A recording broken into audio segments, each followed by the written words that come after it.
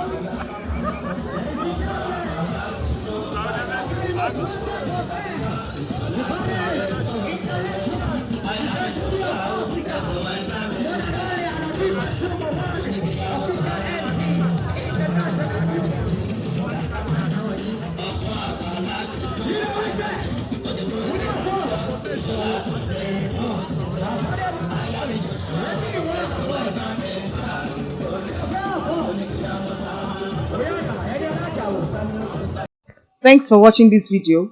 Please don't forget to click on the subscribe button. Kindly comment and share. We drop new videos daily. Thank you.